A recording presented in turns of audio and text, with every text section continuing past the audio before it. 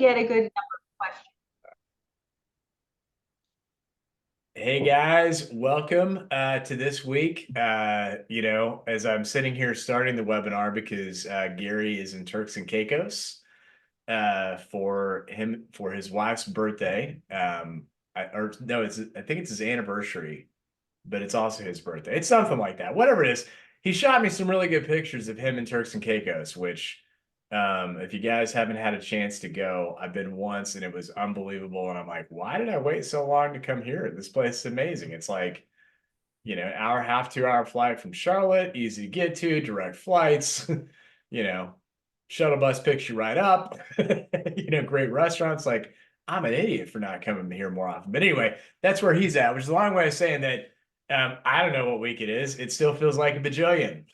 So it's a lot. He's going to listen to this, and I'm going to be in big trouble on Monday when he gets back for not actually knowing.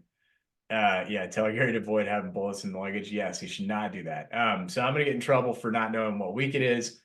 Maybe Jack will be able to save me at some point, or maybe he won't.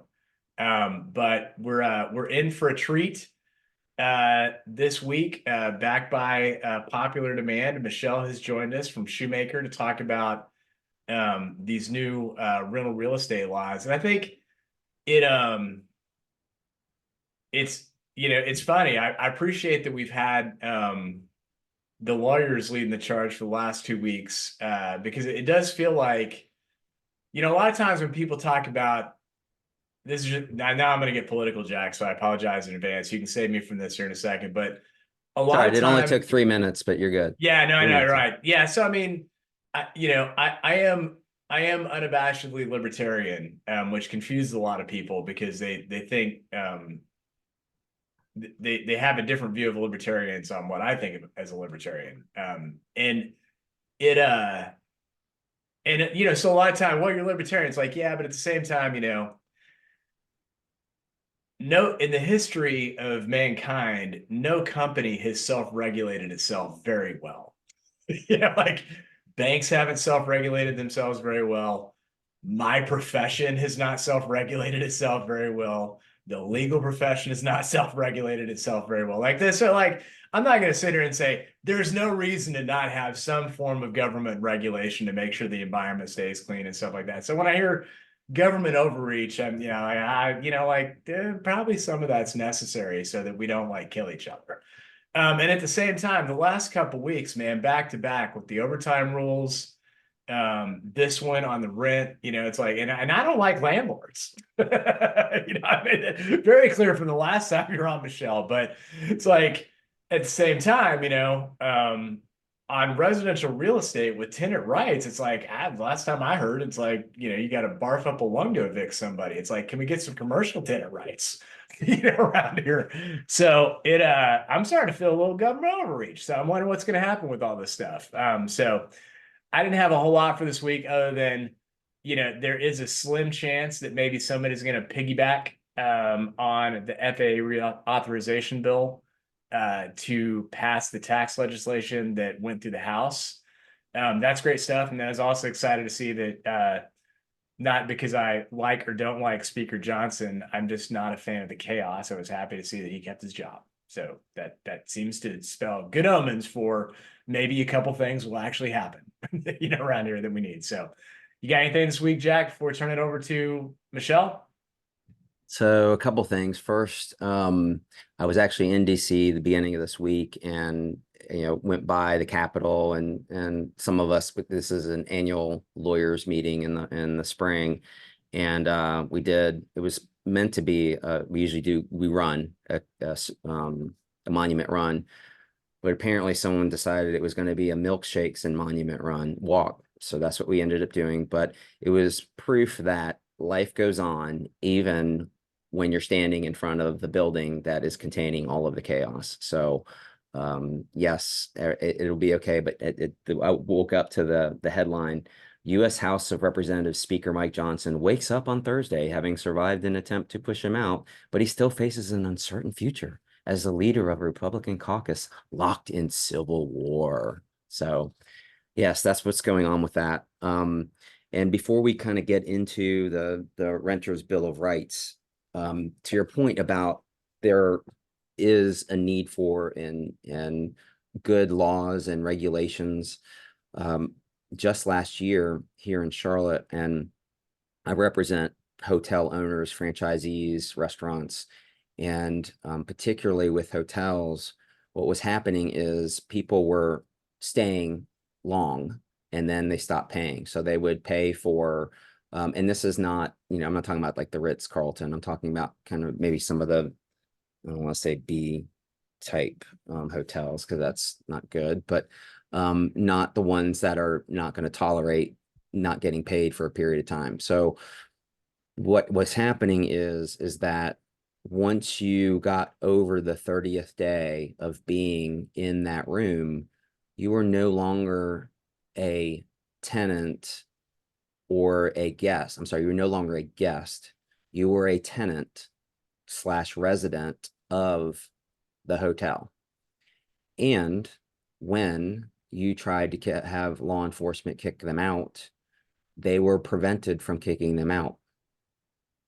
It took a very long period of time, longer than it should have, for the state legislature, the General Assembly, to fix that so that it now is, I think, 90 days. This was maybe a year or 2 years ago, but it seems like it was just the other day that it came up in the hospitality and tourism world here in Charlotte.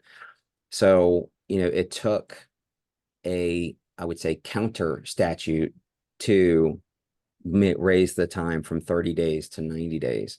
And so my point is that, sometimes you have to implement things to prevent the overreach. But what we're about to talk about is the opposite of that, which is a significant overreach on several levels. First, you have the fact that it is, the overarching saying, okay, on a federal level, and then it applies to all the states, that this is what is going to be federal law, that all landlords and all tenants are required to or are under. The second is the fact that real estate law is typically a state law issue, and you have different, and I probably shouldn't go too deep into this and spoil some of the things we're going to talk about, but it is what may be appropriate in one geography may not be appropriate in the other geography because of the evolution of the law in that specific jurisdiction. And I should say jurisdiction rather than geography. And so now you're putting a blanket thing on top of something that isn't uniform at the lower level anyway. So it's not as if you're saying, okay, regardless of, well, what you're saying is regardless of what the state law says, if it is not as rigorous as the potentially imposed federal law, then you have to do the higher standard on under federal law. And so you get into all kinds of state rights issues and all those other things similar to what is going on, but not to the extreme of the whole abortion issue, because that is very active. This is proposed, and there's going to be a lot of fighting about it, like many things that are overreaching. So that is kind of a preview as to, this being so detrimental to the relationships between landlords and tenants. From a landlord's perspective, I suppose tenants are probably okay with it because they can, it gives them more rights under certain circumstances. So rather than continuing on being very nebulous, I will leave it to Michele to be a little more specific, because she's gone through this and put together a cheat sheet that she can help all of you walk through. Well, I'm back again. So thank you, Adam and Jack, for having me today. So I'm going to first set out as to, in the most politically neutral way possible, explain why the government proposed this. This was proposed initially, and this is with respect to residential tenants, not commercial tenants. Specifically with respect to residential tenants. And the government proposed this due to the fact that after the pandemic, rent increased substantially for residents in certain areas, more metropolitan areas, Charlotte, New York, Boston, and bigger cities. We saw it a lot in California. And they thought it was necessary to come in and propose this tenant bill of rights, which will allow for the tenants to have safe, clear understanding of what they're getting themselves into when they enter into an agreement to rent a unit, a house, or whatever. The problem that we see on the legal side of things is, we've discussed already, overreaching. And there's some things in here that are just that we're doing here in the Charlotte area already, with respect to, you know, making sure our leases are clean and our tenants understand what their obligations and rights are. But I'm going to go down the list. This might be a little boring, and please ask a lot of questions, because I don't want to hear myself talk for the next 45 minutes. This is broken into different categories in their Bill of Rights. And the first one is safety, quality, accessibility, and affordable housing. The affordable housing portion is important because what they're trying to do is prevent a large increase in rent in an effort to not price people out of being able to afford to rent a home where they can't otherwise purchase. In Charlotte, the rent to income ratio is 29.5% right now. Comparatively speaking, nationally, and I checked my stats yesterday, it's 57% rent to income. So in the Charlotte area, we don't have as broad of a difference, or there's a broad difference between Charlotte and nationally, but the rent to income ratio isn't as frustrating as it might be in other parts of the country. And you're going to hear more about this issue with the increased rents in the larger metropolitan areas that I had mentioned, like cities in California, Boston, New York, Chicago, you know, the larger areas. In Charlotte, we've actually seen a little bit of a decrease in the rent to income ratio in 2022, going into 2023 and 2024. Keep forgetting we're in 2024 and we're almost halfway through. That's sad. It goes to, like, you know, the time warp with our children, Adam. Just flies by. The government wants to make sure that that there is affordable housing, and this is their way of protecting the tenants. These are solely protections for the tenant and not for the landlord. They want to have more education available for tenants, not just with clear leases. Jack and I will tell you, a lot of the documents that we write, a layperson might read and say this is too legal, but the trend over the last decade plus has been to write more simple legal documents so that they're easier for our clients to understand, for receivers on the other end to understand. I remember a professor a very long time ago told me, just write the KISS method, keep it simple, stupid. They were dumbed down a little bit too much, and now I think we're hitting a middle ground on that. Mike, Jack, jump in. I've talked for 4 whole minutes now. You're doing great. It's all good. I'm very uncomfortable, everybody, being, you know, the voice, the sole voice. I do have some more stats regarding the residential rents in North Carolina. So if anybody wants to know what they are, the average rent for the different units and whatnot, to see if you are a renter. Something that is, we have 2 different types of landlords in, I'll speak specifically Charlotte region, North Carolina, but this is national. We have the corporate landlords. So they own multiple different buildings or houses and communities that they rent out. And then we have the mom and pops, us. We maybe own 1 or 2 income properties that we're collecting rent from. And what the problem is, and these regulations are going to cause, the problem that these regulations are going to cause is that when it becomes harder to evict tenants and they're not paying their rent, you are now carrying, and you're using that rent for your own income potentially. You're not going to be able to cover your own expenses, and you're not going to be able to cover the expenses of these investment properties. That's why it's important to understand what's going on here, which I haven't really gone into. Some of the proposals, I'm like reading my notes, I'm looking at Jack. Some of the proposals here are, as I said, just things that you would want as a landlord anyway. You want your lease, everybody to be able to understand the lease. You want your landlord, your tenant to understand the lease. You don't want to have questions down the line, because questions open up a possibility for litigation, for non-payment, who's responsible for what. You want your lease to be very clear on what your responsibilities are as the landlord and what the responsibilities are of the tenant. Is the tenant paying rent? Is the tenant paying rent, electric, cable, and managing landscaping because you're renting a house, you're renting out a house. Most rent is what I see on the residential side are homes as opposed to apartments when we're discussing like the mom and pops. And that's more where I'm gearing this towards, because that's in the mom and pops, you own 1, 2, 3 income generating properties.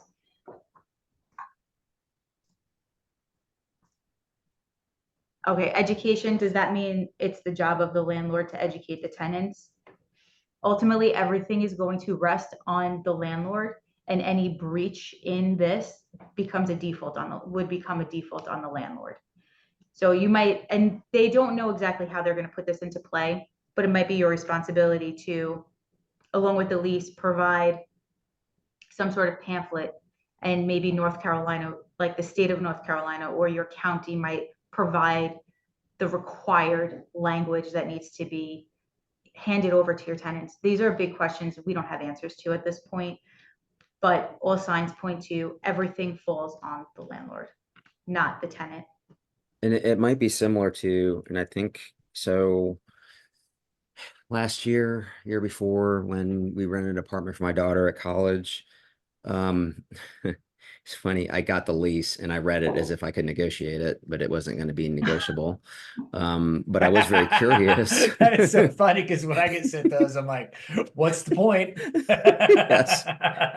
I did have a question about the guarantee, because what they do now is, so she has 2 roommates, and she knows one of them from high school. The other one was her roommate her freshman year, and they got along really well. They're very similar and cute and stuff. And but they it wasn't clear that my guarantee that I was signing in my personal capacity and my wife's personal capacity was only for my daughter's part of the rent. It was worded as, you are responsible for the entire rent. And even though it was a contract between us, meaning her, and the rental company, there was mention of the other 2 roommates. And so they refused to clarify that, but I kept the email communication. I mean, they're not going to come after me for the other rent. That would be stupid. But my point is that they gave us a pamphlet, and it was kind of like, these are your renter's rights. And so it was a glossy, like, trifold thing. It may have been put together by the Realtors Association in that geography. She's at NC State in the pre-vet animal science program. And so I would imagine, Michelle, to your point about, okay, if it's the landlord's responsibility, how are they going to comply with that? I don't think that they're going to put provisions in the lease that say, oh, here is your tenant's bill of rights. Essentially, they'll probably do it and say, here are your bill of rights, essentially, in dealing with the situation. So, but yeah, I think that and I think that, and it may become a requirement that they have to do that, or it's more of a CYA thing for the landlord to do that, because then it's like, we told them what their rights are, and they can't say, well, we didn't know that we were signing up for this, or we thought that this, or we thought that. So be very clear. But as far as it being maybe solely on the landlord, yeah, like you said, I don't know what kind of responsibility is going to be placed on them to do this. Likely, as a matter of public policy, as between landlord and tenant, David versus Goliath, they're probably going to put it on the Goliath. So yeah, and it's important to note that even with federal regulations that may become the federal regulations that might be coming in, ultimately this would be state and locally driven. So they would have the federal government wants to make sure that statewide or locally, a tenant has access to resources. And that goes into one of the other things where, and this is down the line in the Bill of Rights. I think it's the last one in these tenant Bill of Rights. This is a hard one for me to swallow. Jack, I mentioned it to you yesterday and I explained to you why. If there is an eviction process, tenants are to have counsel available to them, like an indigent would in a criminal case. And also, the cases would be sealed as to protect them from being able to rent in the future. This to me is, when I think about those mom and pops, when we go back to, okay, so fair representation, fine. That is, do I think that we should be as, should our tax dollars, not trying to be political, but should our tax dollars be paying for a renter who hasn't been paying their rent to protect themselves against Jack and Jill who own a house and they just want to, have a little bit of income maybe for their children down the line? But more than that, the sealed court records, you could become a serial renter who doesn't pay rent and goes from house to house, apartment to apartment in an area, and a landlord would never know, even doing their background check, if they had been evicted previously, because the records are sealed. And that's a big concern. That's a huge concern because it is part of being an owner or landlord is you're assessing the credit risk in entering into this arrangement and relying upon the tenant's sincerity in paying what they owe you and being responsible for what they say they're going to be responsible for. So if you are removing an element of your ability to check on your prospect tenant, I mean, not getting evicted, I mean, to get evicted, it isn't, you can't just go down to the magistrate's office and kick somebody out. There's a process, it's due process. So if you end up being evicted, then, there's been a determination by a fact finder and, a legal issuance of an eviction to kick you out. So it's not a whim. And, is that any less important than looking at a credit score?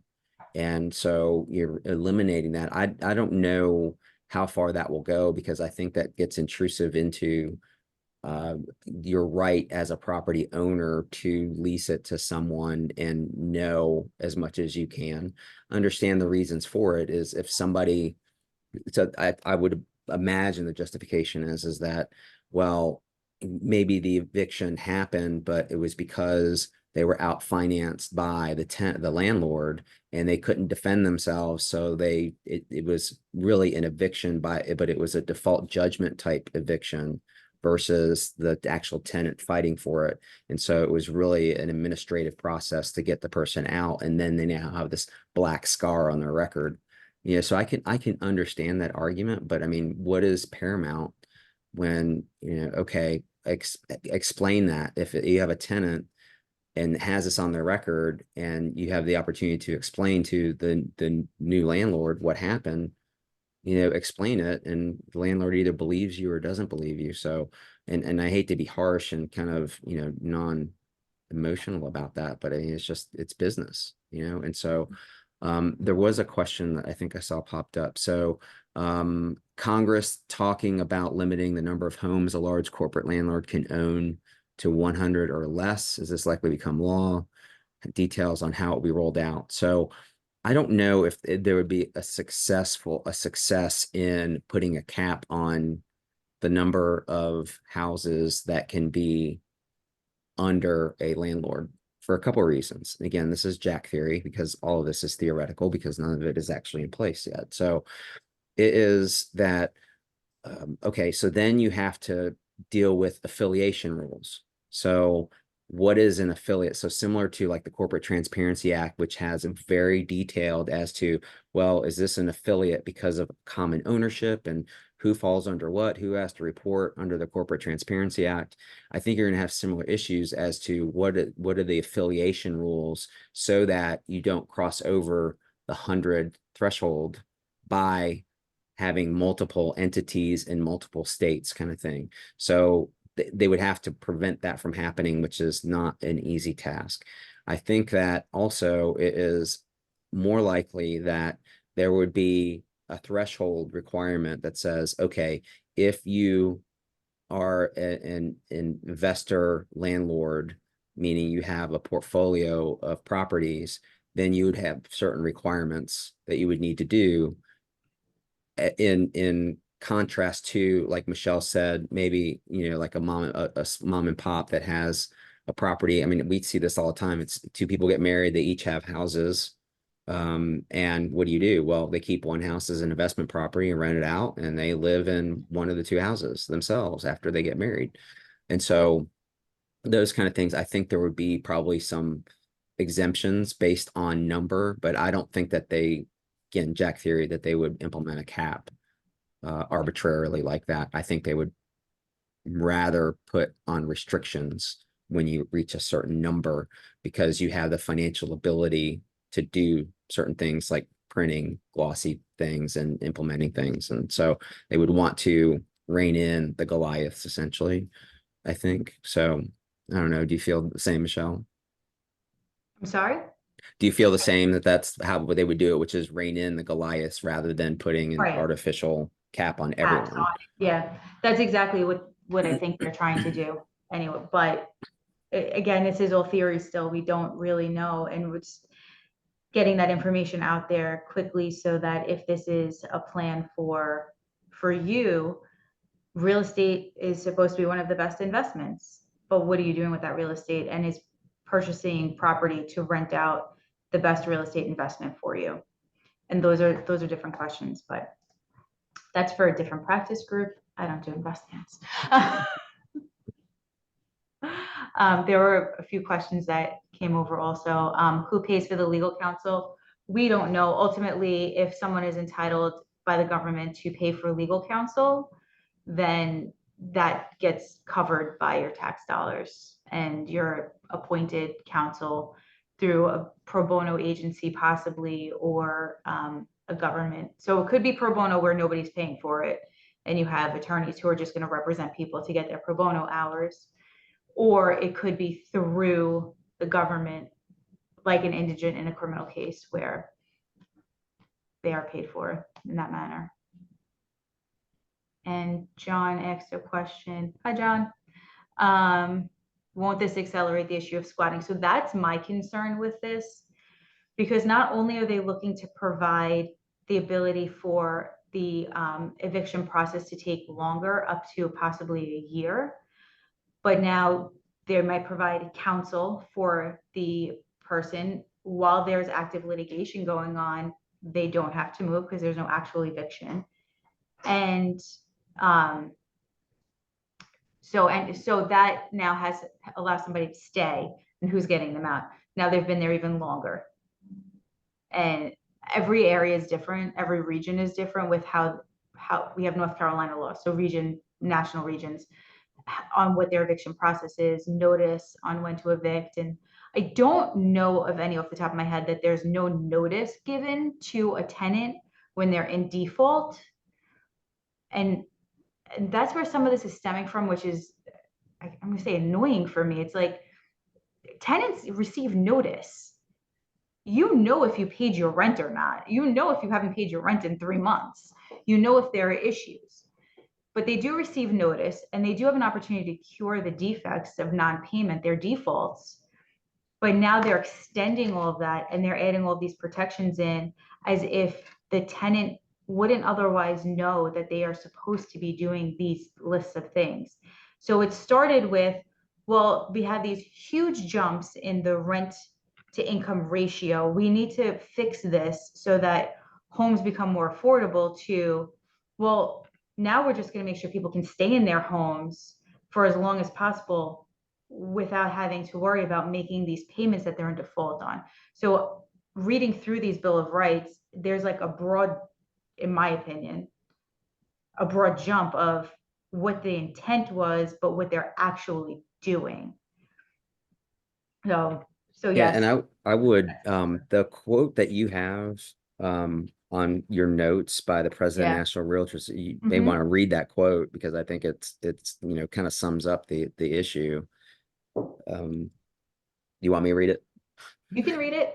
Well, you're the one who found it. All right. I liked it. So I actually really liked the quote, which is why I put it on here and thought it was important. So yeah. go for it. Put Okay. those glasses on, go read it. All right. I'll put on my DJ voice. No, just kidding. Kenny Parcell, president of the National Association of Realtors, commented, and that's underlined and bolded, that rental housing policy is heavily regulated at the state and local level. Federally enacted policies can potentially drive housing providers out of the market, which will have an immediate and long-term impact of making rental housing even more competitive and, therefore, more expensive for renters. Expanding the federal government's role in rental policy also places even greater undue burden on mom and pop housing providers. So things that Michelle said, that I have said, that yes, so you have I think it will cause people to not offer up their places for rent and basically forego that potential income. When I've seen the response to that, well, good, that puts more inventory into the market that maybe that, in my example of two people coming together and getting married and having one property, well, then they'll sell that other property rather than holding on to it as an investment, which I think is stupid. I mean, it makes sense, but I think it's, why should you be forced? It should be your decision. It's your home. You purchased it. You held on to it. You built up the equity. Why should, this potential challenge of the cost, the increased cost in you getting out a tenant who is overstaying? I also kind of a neuron fired in my head related to business leases that I want to give some free guidance about, because this also came up recently, which is the different types of default, a monetary default, non-monetary default, and how those are treated with respect to cure periods. So if you were to look in your lease, or the leases that you provide to others, if you are a landlord, there usually is the default provision, the cure provision is bifurcated. You have a default provision for monetary defaults, which typically doesn't have a cure period. What does that mean? It basically says, and because when Michelle said this, I was like, yes, it's true that when a tenant should know when the rent is due, and they should plan for it. And most leases will give some leeway and say, okay, needs to be paid within 5 days of the due date. So if there is a banking holiday, if there is the fact that, you couldn't get your app to work right, or, whatever reason, there was a timing issue that you didn't put money into your operating account that then got paid. So there's a temporary overdraft.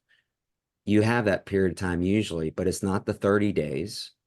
And it's usually not after notice.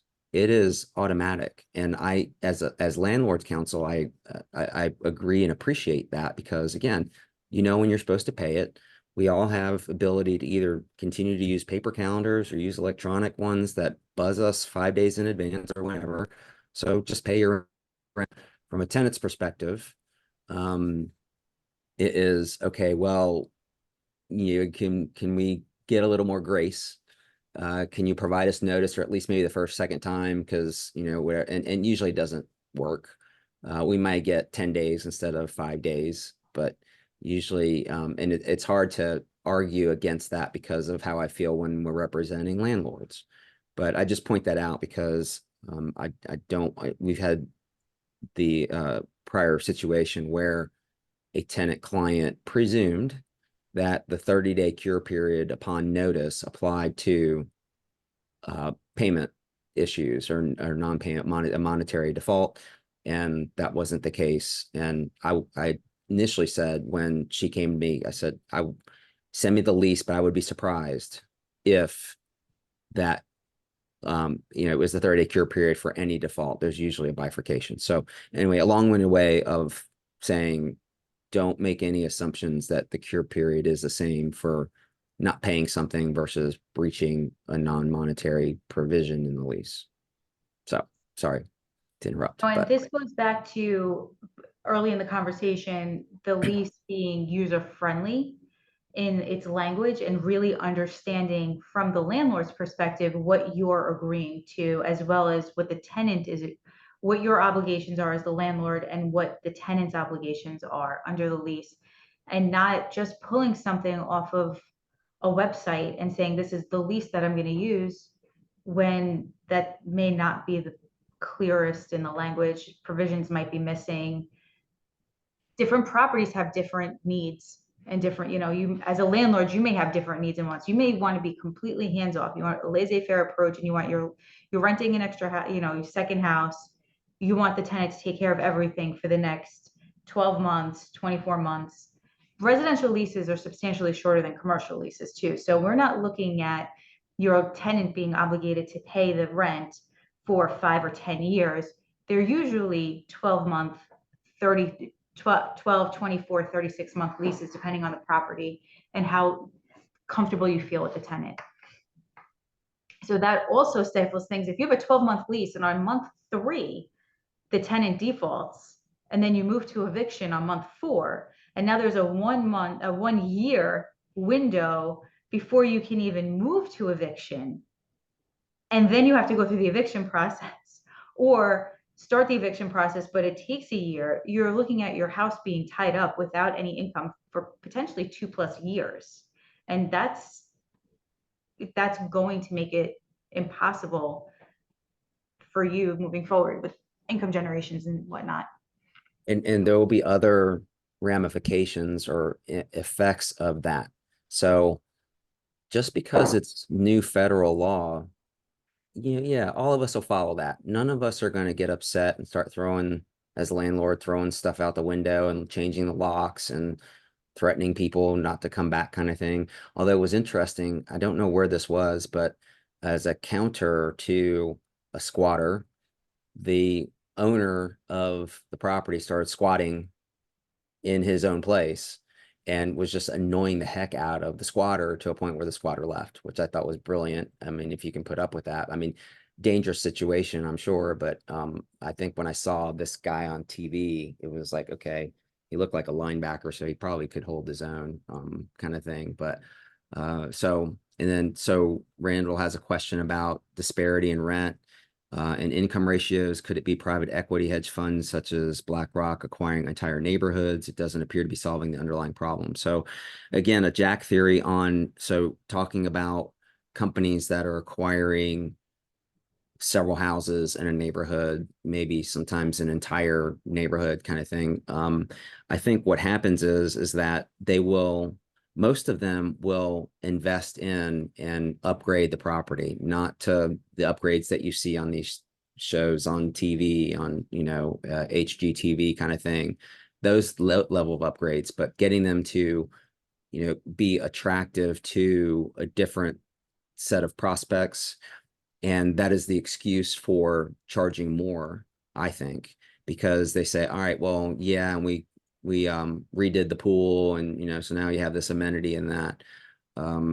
As far as investment companies building new neighborhoods and then renting them, I haven't seen so much of that. But that just means I haven't been looking. But I think about neighborhoods that are being built around me down in South Charlotte and Marvin, and I would imagine, as my neighborhood is, there's restrictions against and policies and procedures for renting of the houses in my neighborhood. And I believe that there is a cap, which I thought interesting when I actually was reading the covenants and restrictions, that there would be.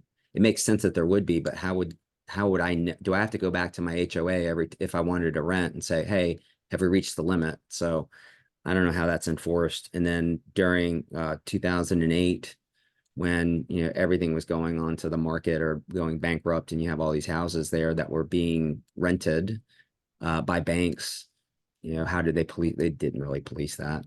The banks that weren't mowing the lawns and things like that either. So but I would imagine that it is the ability to charge more and increase the rental rate is the perspective they're recouping their investment and then they're making profit from it.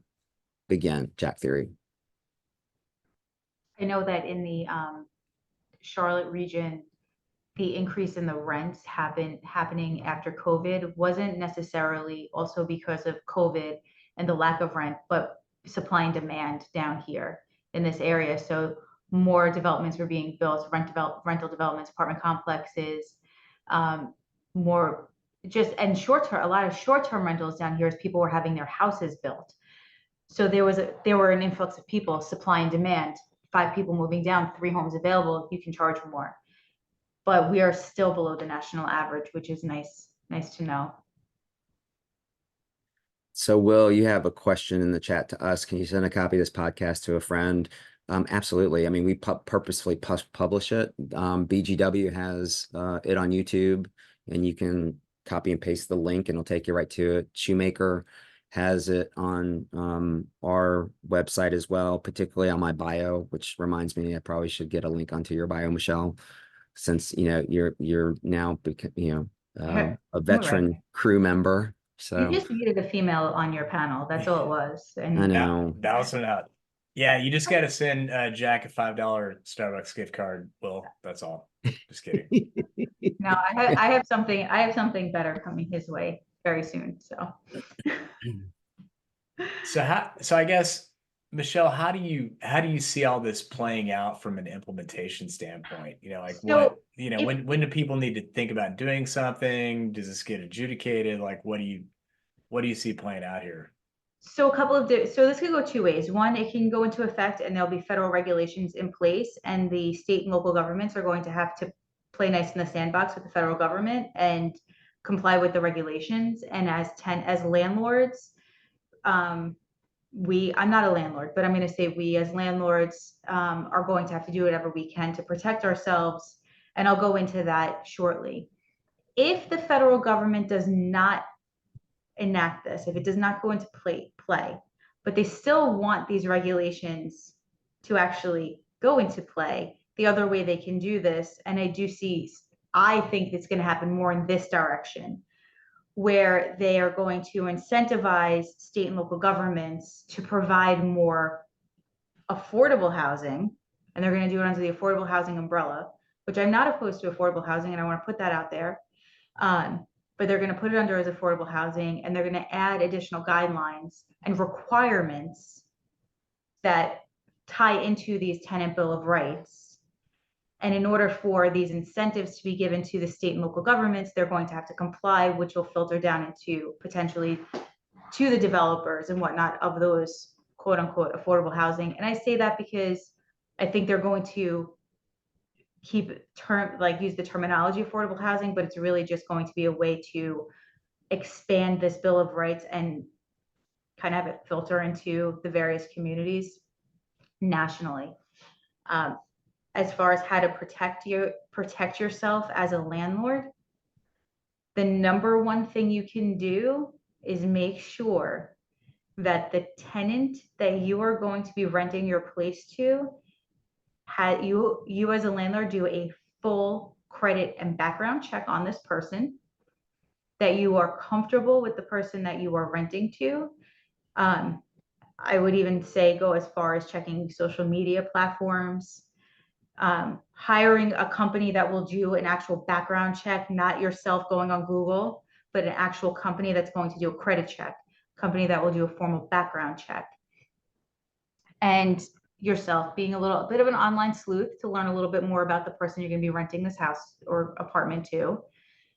I have my little list over here. You have to treat your rental like a business. In any way you would operate your business, this is how you want to operate your home, your dwelling, your unit, whatever we're going to call it.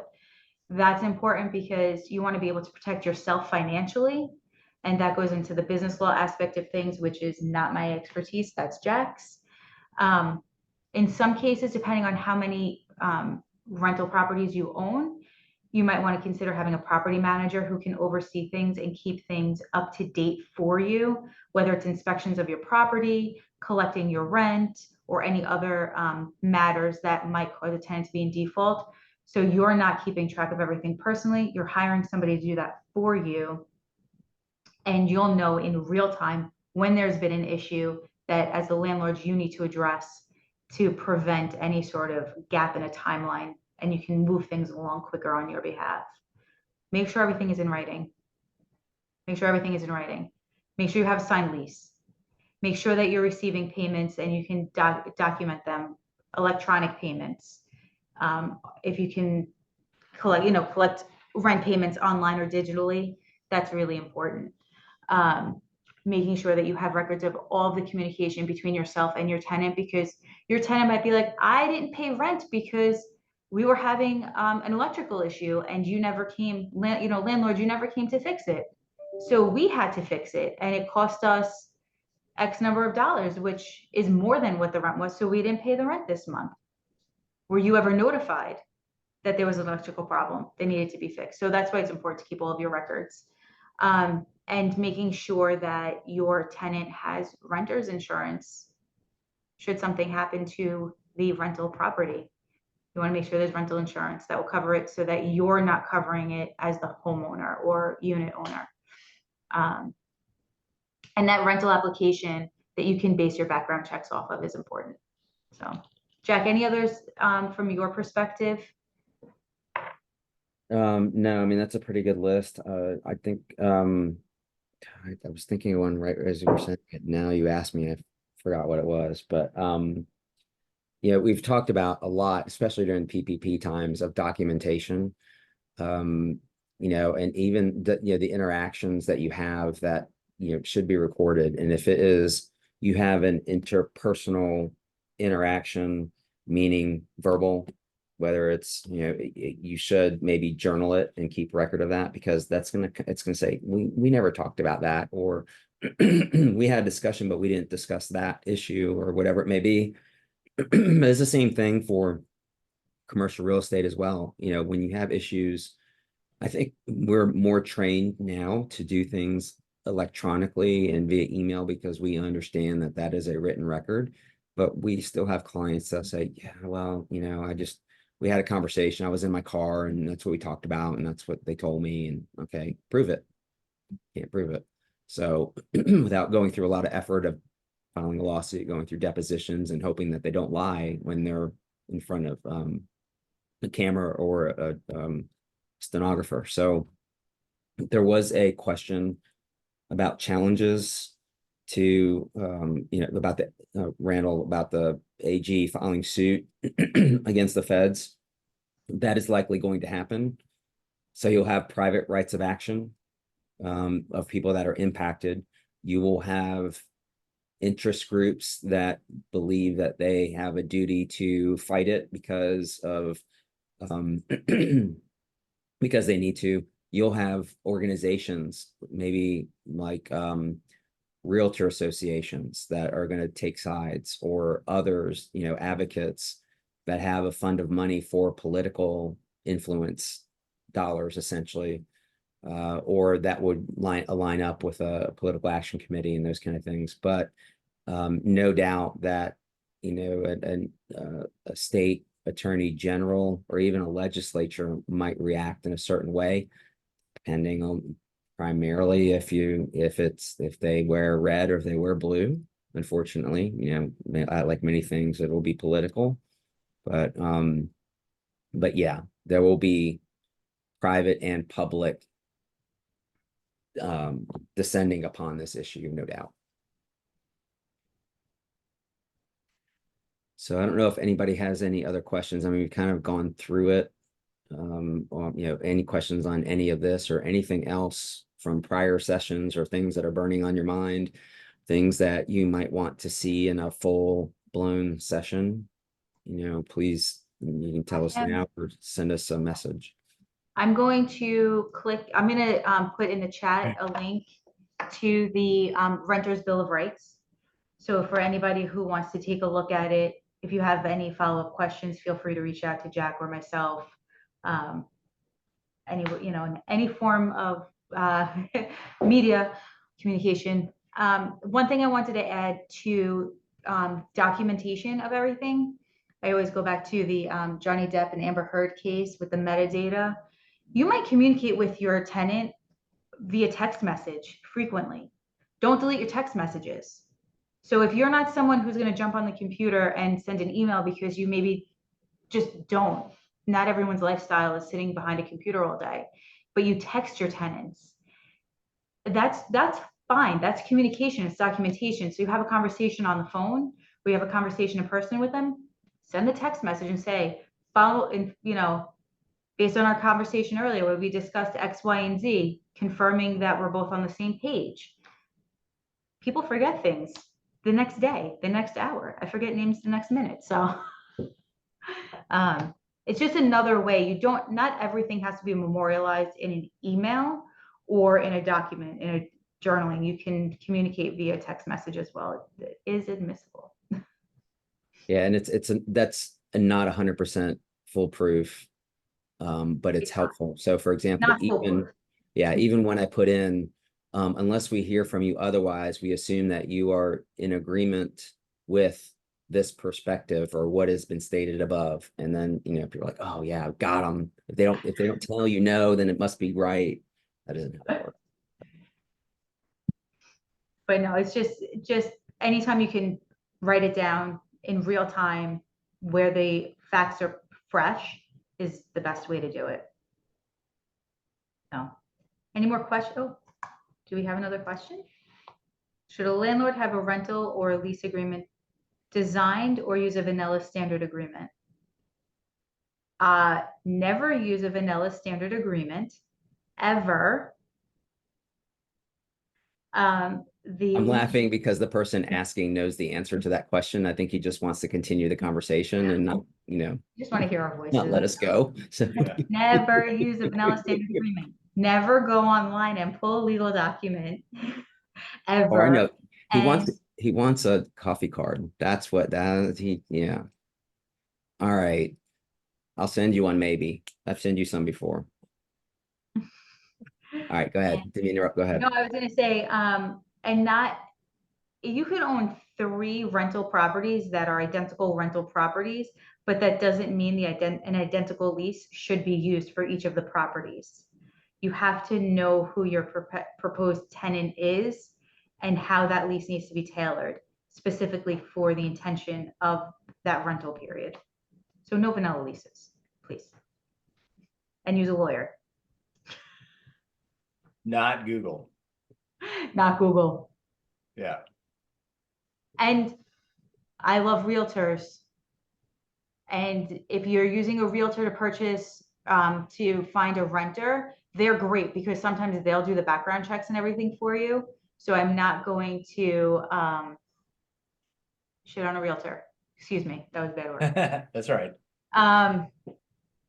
But if they're going to provide the lease for you, don't take it on its face as being the best lease for you to use. They're doing their job, but there might be better. So don't just, it's not black and white. Nothing is black and white. So please don't use the realtor's lease without at least reading it and making sure it's the right document for your intention. So there's a question about, since Google is not a good place to find legal documents, when does AI replace all of us? So very interesting. So I was at this legal conference in DC beginning of the week, part of the weekend, and the chief information officer for a very large international hotel chain franchisor was up on a panel. He happens to be a lawyer, but not necessarily a practicing lawyer because he's more on the nerdy tech side of things. And what they did live in front of all of us was they were asking questions, legal questions in ChatGPT, and providing the answers, which some were accurate and some were not. What was even more interesting, prior to doing that, they asked for information about themselves. They said, please tell me about such and such. And one of them was pretty accurate and very complimentary about this person's skill sets. And so as she's reciting this, she's, very proud kind of thing, jokingly. And then next person reads what was provided by AI, and it sounds fantastic. I mean, again, he's smiling and he said, none of that is true. I did not do this. I do not have this credential. I graduated from this school, undergrad, but not law school. And it says that I graduated that from law school. So it is, and they talked about how it is a product of what the inputs are and everything else. And it's a good tool. I mean, there were the premise of the conversation was, will AI replace your employees in your hotels and franchises and non-franchises and everything else because of what it can do? It can make things more efficient. So one of them said, here is my bio, put it in resume form.